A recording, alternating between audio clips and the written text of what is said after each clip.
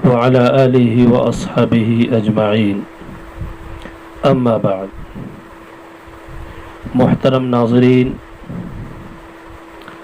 آج تیسری تراویح اور قرآن پاک کے تیسرے پارے کا مختصر خلاصہ، اس کا آغاز تلک الرسل فضلنا بعضهم على بعض منهم من کلم اللہ ورفع بعضهم درجات کہ روئے زمین پر مخلوقات میں سب سے افضل انسان ہے اور انسانوں میں سب سے افضل حضرات انبیاء کرام علیہم الصلاۃ والسلام ہیں، اور نبیوں میں بھی فرق مراتب ہے۔ سب سے اعلیٰ اور سب سے افضل مقام ہمارے اور آپ کے آقا جناب عربی محمد عربی صلی اللہ علیہ وسلم کا ہے۔ قرآن نے اسی کو بیان فرمایا کہ ہر ایک کا فرق مراتب ہے۔ تلک الرسل فضلنا بعضهم علی بعض۔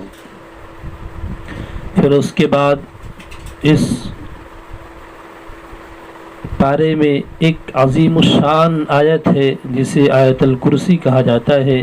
یہ اللہ تبارک و تعالیٰ کی حمد و ثنا اور اللہ تبارک و تعالیٰ کی صفات اور اللہ تبارک و تعالیٰ کی قدرت پر محیط ہے۔ بہت ہی اہمیت کی حامل اور بہت ہی زیادہ عظمت کی حامل یہ آیت ہے۔ اس آیت کو یاد بھی رکھنا چاہیے۔ اس آیت سے بہت ساری حفاظتیں بھی ہوتی ہیں۔ اگر کوئی شخص آیت الکرسی پڑھ دے تو اس کے سامان کی حفاظت رہتی ہے۔ اگر آیت الکرسی کو پڑھ کر دروازے کو بند کر دیا جائے کمرہ محفوظ ہو جاتا ہے۔ بہرحال اس کی بہت ساری فضیلت احادیث کے اندر آئی ہے۔ پھر اس کے بعد اللہ تبارک و تعالیٰ نے فرمایا کہ دیکھو لا اکراہ فی الدین، دین میں زبردستی نہیں ہے، یعنی اسلام قبول کرنے پر کسی کو مجبور نہیں کیا جائے گا۔ ہاں، اگر کوئی اسلام میں داخل ہو گیا، اسلام میں رہا، اب وہ اسلام سے نکلنا چاہے گا تو اب اس پر سختی کی جائے گی۔ اور جیسا کہ پچھلے پارے کے اندر بتلایا گیا کہ اسلام لانے کے بعد اسلام سے نکلنا ارتداد کہلاتا ہے، اور ارتداد کی سزا اگر وہ توبہ کر کے پھر سے اسلام میں داخل ہو جاتا ہے کوئی بات نہیں، اگر نہیں داخل ہوتا ہے تو ارتداد کی سزا قتل ہے، اور اس کا اس دنیا میں رہنا ناقابل برداشت ہے۔ اس کے بعد اللہ تبارک و تعالیٰ نے حضرت ابراہیم علیہ السلام کا ایک واقعہ ذکر کیا جو وقت کے بادشاہ نمرود کے ساتھ پیش آیا۔ نمرود جو خدائی کا دعویٰ کر رہا تھا، نمرود جو اپنے آپ کو سجدہ کرواتا تھا، لیکن حضرت ابراہیم علیہ السلام اللہ کے برگزیدہ نبی، بہت ہی پاکیزہ نبی، کبھی بھی انہوں نے اس کی جانب رغبت نہیں کی، باوجود کہ بت ساز، بت گر اور بت پرست گھر میں پیدا ہوئے تھے۔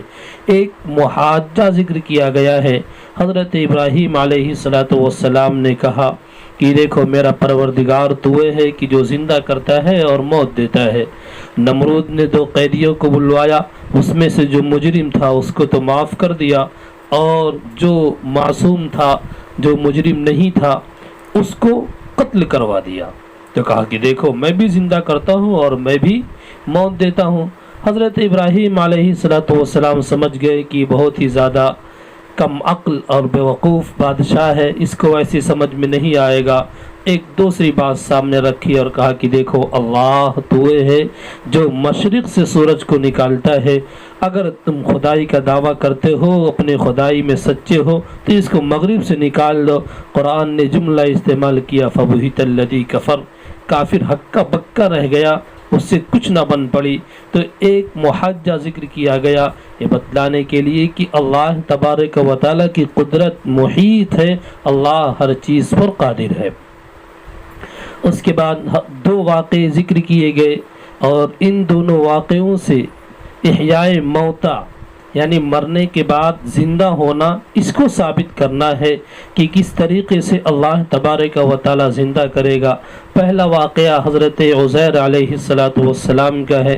ان کا گزر ایک بستی پر ہوا کہ دیکھا کہ پوری بستی والے مرے پڑے ہیں، تو دل میں خیال آیا کہ انا یحیی ہذہ اللہ بعد موتہا، اللہ ان کو ان کے مرنے کے بعد کیسے زندہ کرے گا۔ یہ حضرت عزیر علیہ السلام کو یقین تھا، بس یہ ہے کہ صورتحال کیسی، ایک ہے علم یقین اور ایک ہے عین یقین، اس کا تعلق عین یقین سے تھا۔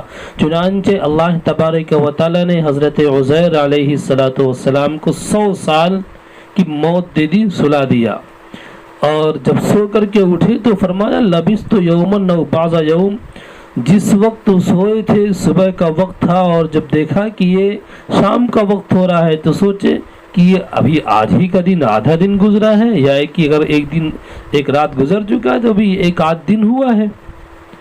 لیکن کیا دیکھتے ہیں، کھانے کی طرف اور پینے کی طرف صحیح سالم ہے، لیکن دیکھتے ہیں کہ گھوڑے کی طرف اس کی تو ہڈی ہی، گدھے کی طرف اس کی ہڈیاں بوسیدہ ہو چکی ہیں۔ پتہ چلا پھر اللہ تبارک و تعالی نے 100 سال کے بعد ان کو بیدار کیا اور کہا کہ دیکھو وانظر الى حمارك ولنجعلك آیة للناس وانظر الى العظام كيف ننشزها ثم نكسوها لحما، کیسے ہم اس کی ہڈیوں کو جمع کر کے اس کو ہم گوشت و پوشت پہنائیں گے۔ اس طریقے سے اللہ تبارک و تعالی نے بتایا کہ مرنے کے بعد بھی زندہ کیا جائے گا۔ ایک دوسرا واقعہ مذکور ہے آگے، حضرت ابراہیم علیہ السلام کا، فرمایا رب ارینی کیف تحیی الموتى، اے میرے پروردگار آپ مجھے دکھلا دیجیے کہ آپ کیسے مردوں کو زندہ کریں گے۔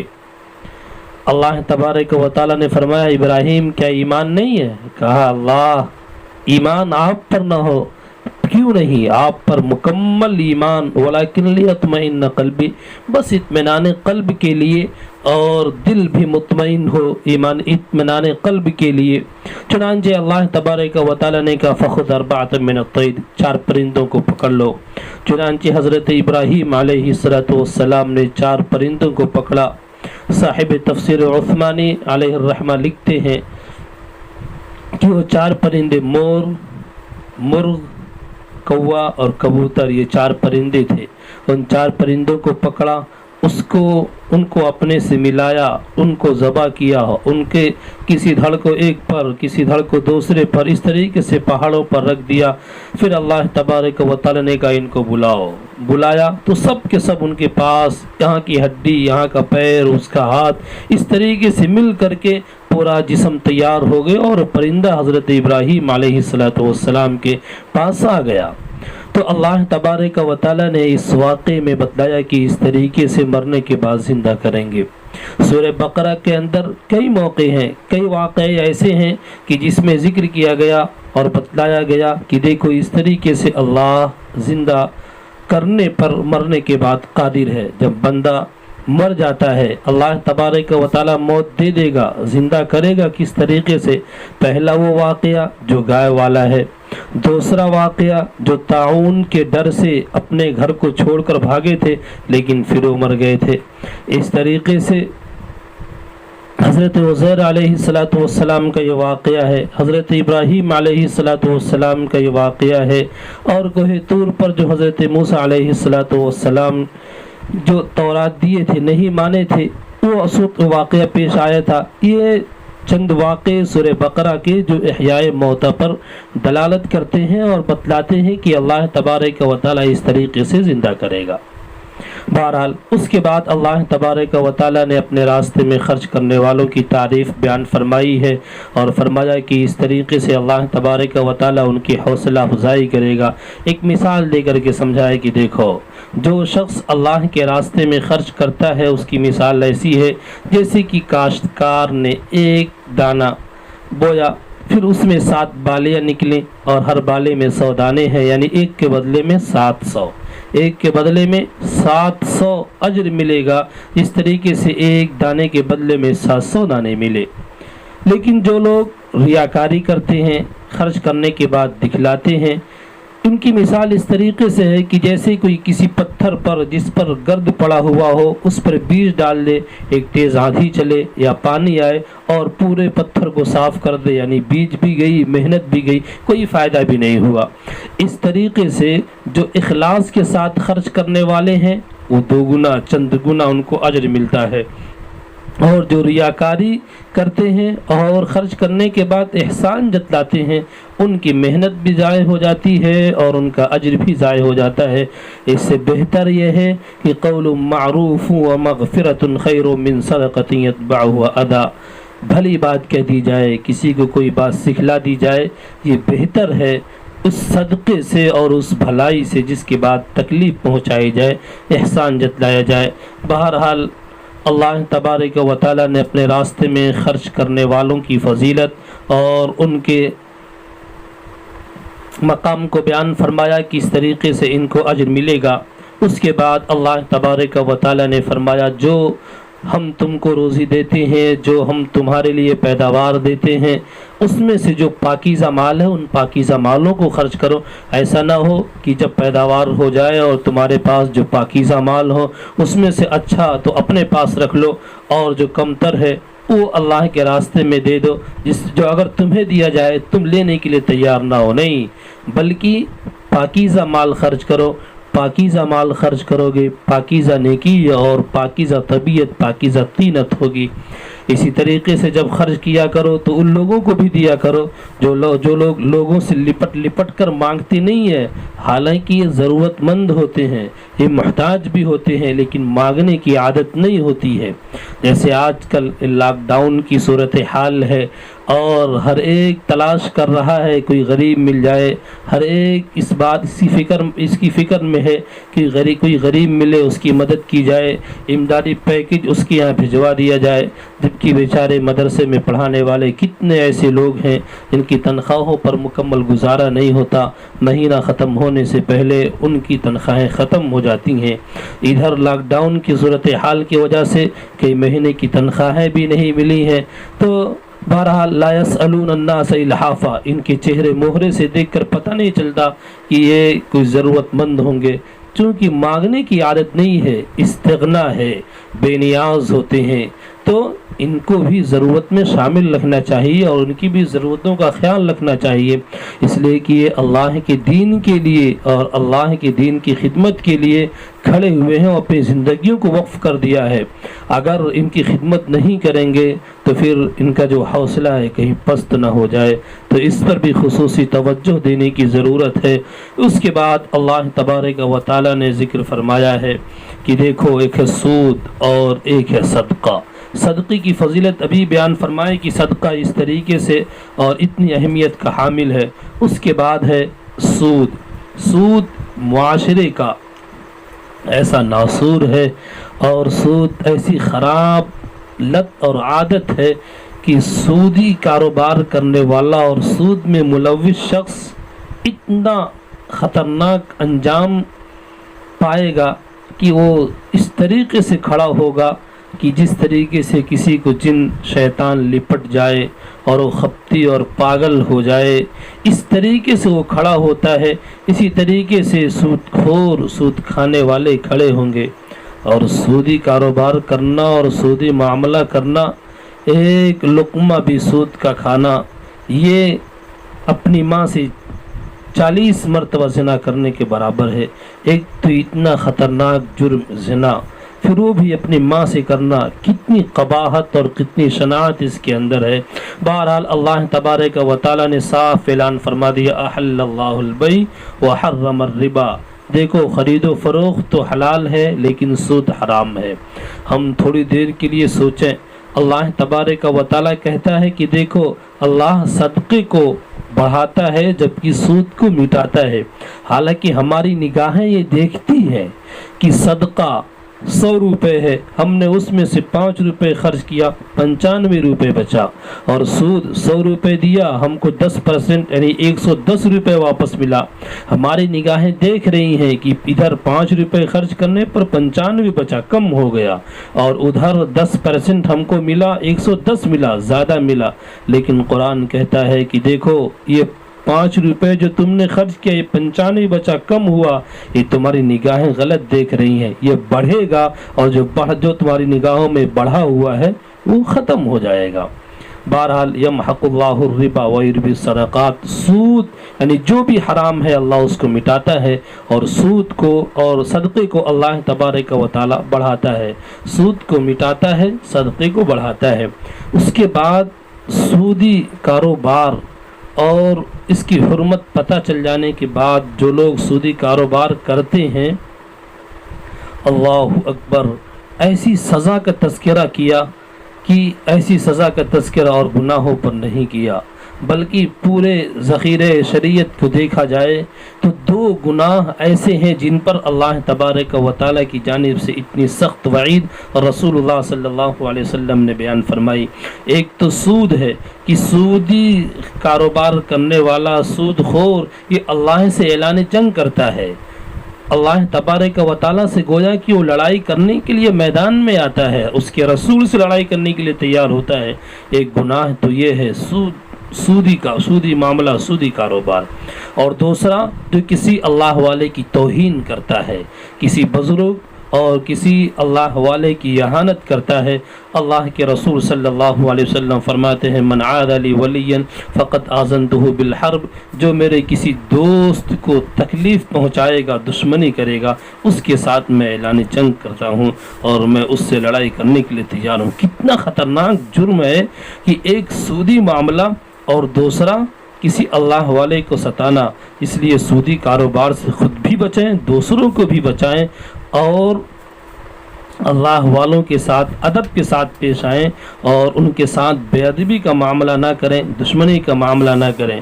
اس کے بعد قرآن کریم کی ایک سب سے لمبی آیت جو ایک مکمل ہے، جس کو آیت مدایانہ کہا جاتا ہے، آیت قرض کہا جاتا ہے، جو سب سے لمبی آیت ہے، پوری ایک صفحے کی وہ آیت ہے، اس آیت کو آیت مداینت کہا جاتا ہے، آیت قرض کہا جاتا ہے۔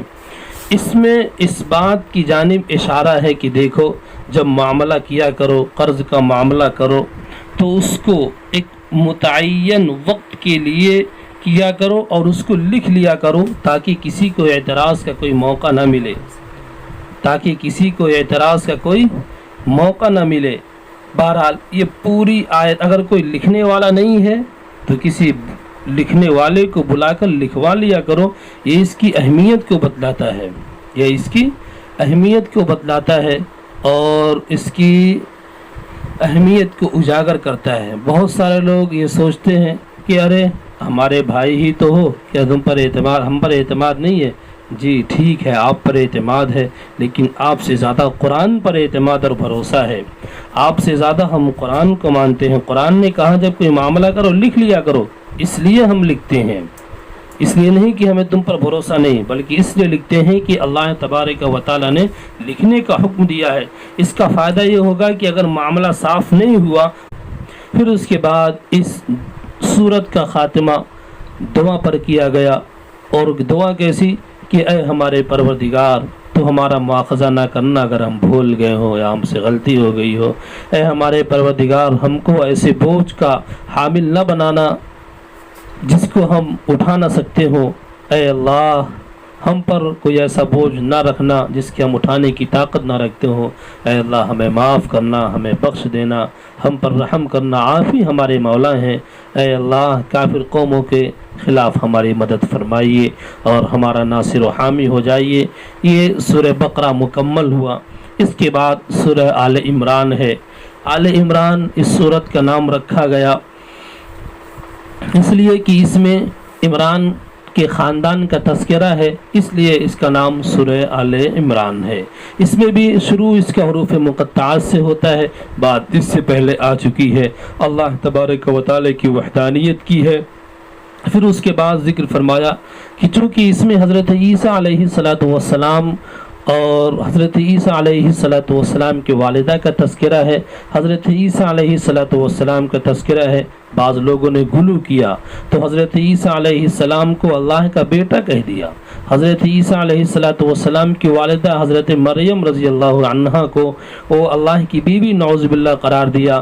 نہیں دیکھیے کہیں پر کلمت اللہ کہیں پر روح اللہ آیا، اس سے انہیں التباس ہوا کہ دیکھو اللہ نے ان کو کلمت اللہ اور روح اللہ کہا ہے۔ اللہ تبارک و تعالی نے بتا دیا کہ دیکھو قرآن کریم میں دو طرح کی آیت ہیں۔ ایک ہے آیت محکمات جن کے معنی بالکل سے واضح ہیں، دوسرے آیت متشابہات ہیں۔ آیت محکمات زیادہ ہیں اور آیت متشابہات کم ہیں۔ جن کا یقین ہے، جو پختہ یقین والے ہیں، وہ آیت محکمات پر عمل کرتے ہیں اور آیت متشابہات کو اللہ کے حوالے کر دیتے ہیں کہ واللہ اعلم بمرادہ بذلک، اللہ ہی اس کی حقیقت کو جاننے والا، اس کی حقیقت سے واقف ہے۔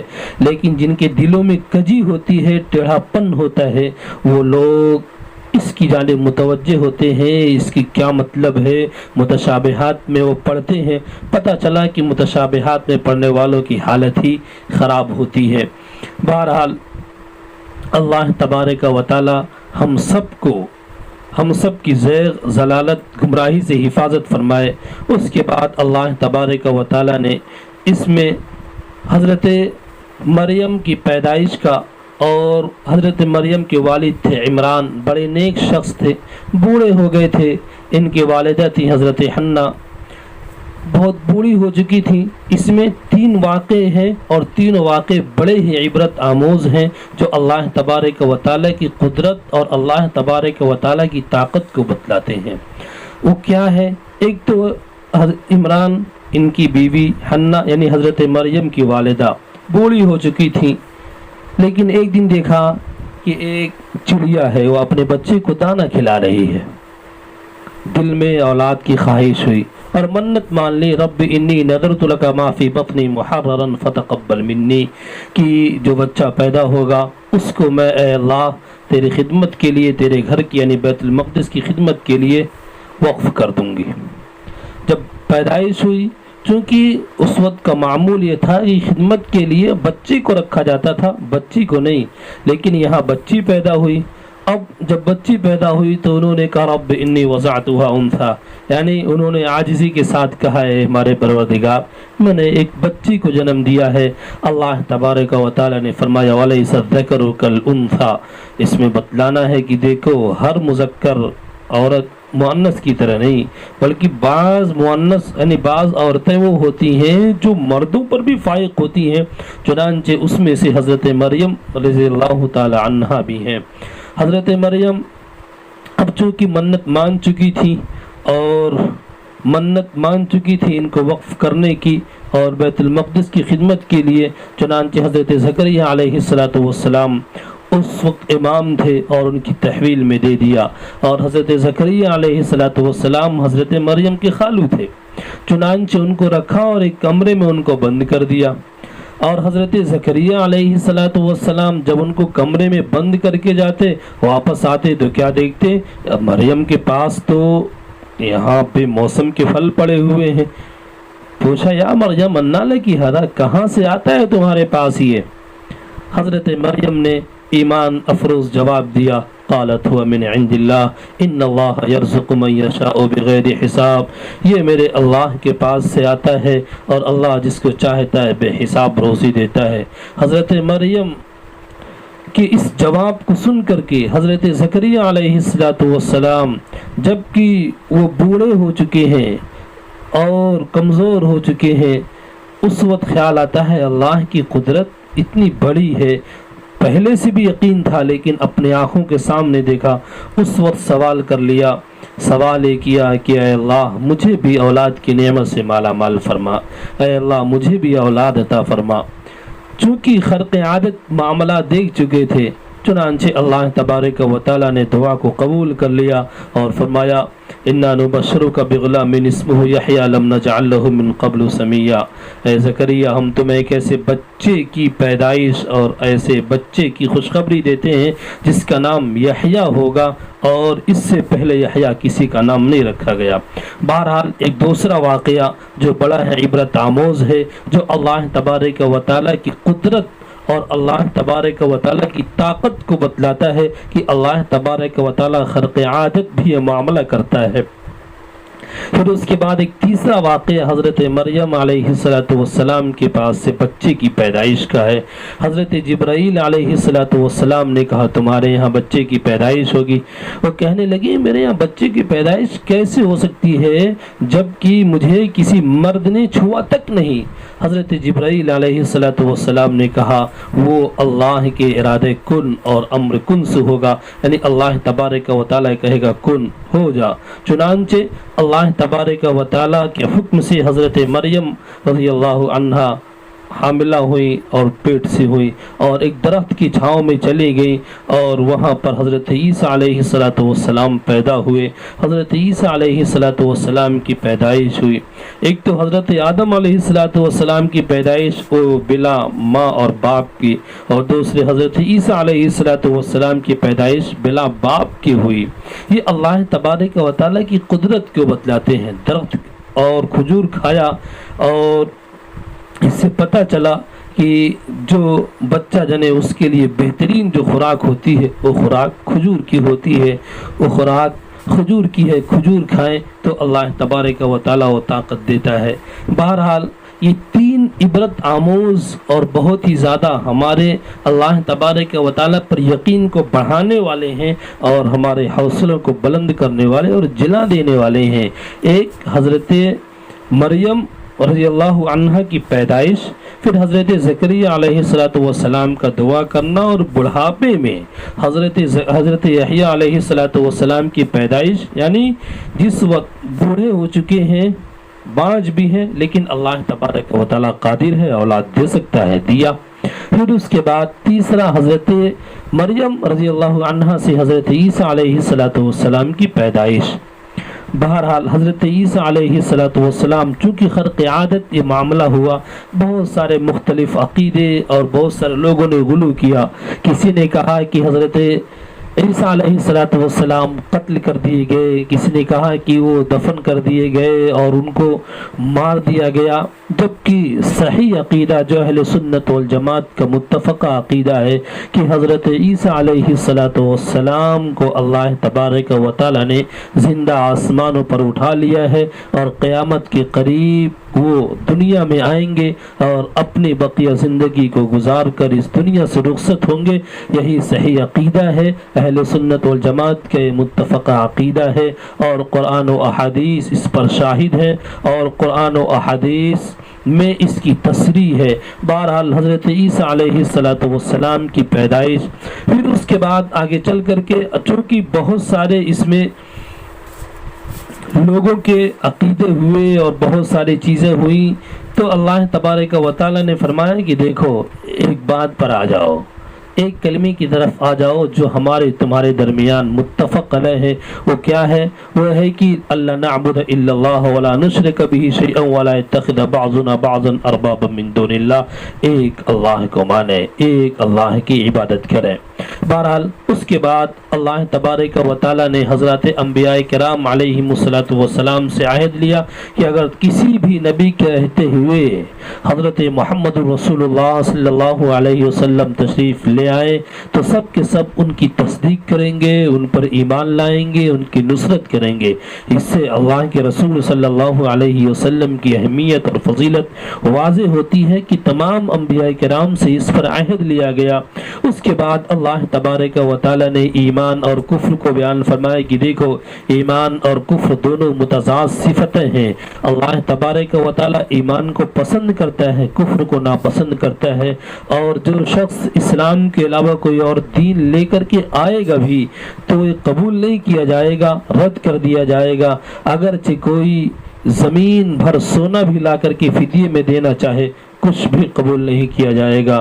معتبر صرف اسلام اور اسلام کا ماننے والا کامیاب اسلام کا پیروکار ہوگا۔ جو بھی اسلام پر عمل کرے گا وہ کامیاب ہوگا۔ عافیت چاہو تو آؤ دامن اسلام میں، یہ وہ دریا ہے کہ جس میں ڈوبتا کوئی نہیں، اور مزہ برسات کا چاہو تو ان آنکھوں میں آ بیٹھو، سفیدی ہے، سیاہی ہے، شفق ہے، ابر بارہ ہے۔ اللہ تبارک و تعالی ہم سب کو اسلام کا سچا پیروکار بنائے اور کفر سے، ضلالت سے، گمراہی سے ہم سب کی حفاظت فرمائے، اسلام اور پوری امت مسلمہ اور پوری دنیا میں امن و امان قائم فرمائے، اور جو مہلک بیماری چل رہی ہے ان سے ہم سب کو نجات عطا فرمائے۔ آمین وآخر دعوانا ان الحمد للہ رب العالمین۔